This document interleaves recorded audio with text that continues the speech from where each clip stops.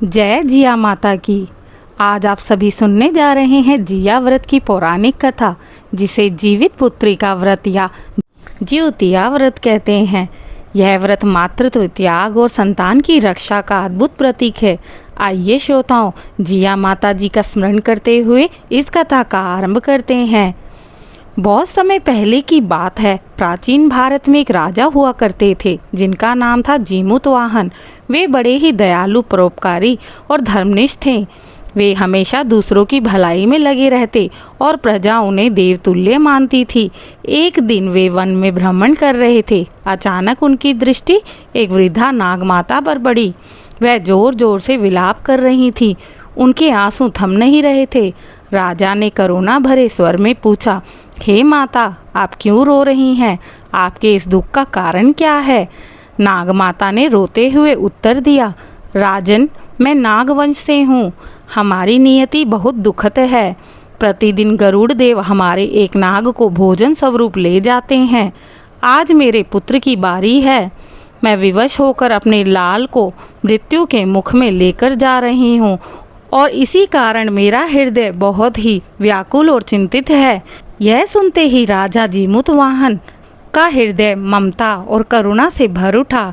वे सोचने लगे, माँ के लिए संतान ही सब कुछ होती है। यदि इस माँ की गोद सूनी हो गई तो इसका जीवन ही निरर्थक हो जाएगा। यदि मेरी जान देकर इसकी संतान को बचाया जा सकता है तो इससे बड़ा पुण्य क्या होगा। उन्होंने नागमाता को संतावना देते हुए कहा, माता, आप चिंता ना करें। आज आपके पुत्र की जगह मैं जाऊंगा। मैं गरुड़ का भोजन बनूंगा। यह सुनकर नागमाता ने आश्चर्य से कहा, राजन, आप तो महान राजा हैं। आप अपने प्राण क्यों देंगे? यह तो मेरे भाग्य का लिखा हुआ है। इसे कौन टाल सकता है? राजा मुस्कुराते हुए बोले, माता, दूसरों की रक्षा करना और किसी की संतान को बचाना, प्रजा की रक्षा करना, यही मेरा धर्म है। यदि मेरी मृत्यु से आपके पुत्र का जीवन सुरक्षित होता है तो ये मेरे लिए बहुत ही सौभाग्य की बात है। राजा ने नाग कुमार को छिपा दिया और स्वयं उसके वस्त्र धारण करके गरुड़ के सामने जा खड़े हुए।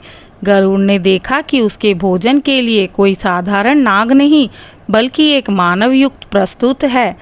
आश्चर्यचकित होकर गरुड़ ने कहा, तुम कौन हो और क्यों मेरे भोजन बनने आए हो?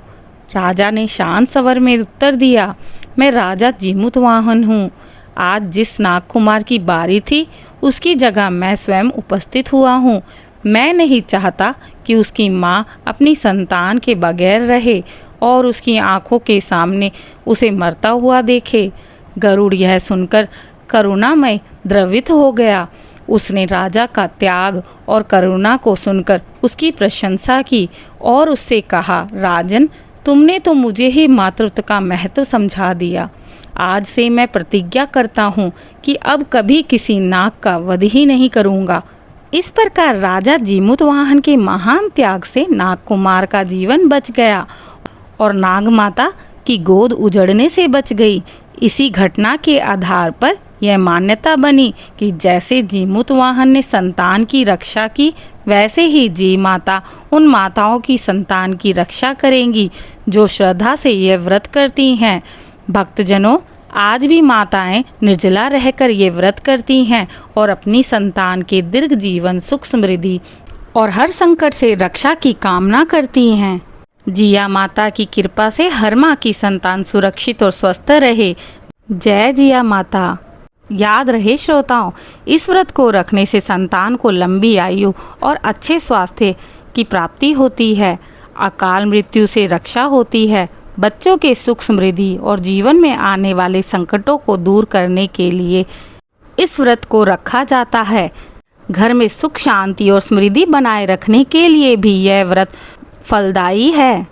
यह व्रत महिलाएं, विशेषकर माताएं करती है। व्रत निर्जला रखना होता है। दिन भर सात्विक आचरण करें और क्रोध, कटु वचन से बचें। असत्य से दूर रहें और कथा का श्रवण अवश्य करें। संतान के कल्याण के लिए प्रार्थना करना अनिवार्य है। आप पूजा के समय ओम जिया माते नमः, संतान रक्षणम कुरु कुरु स्वाहा, इस मंत्र का जप 108 बार अवश्य करें।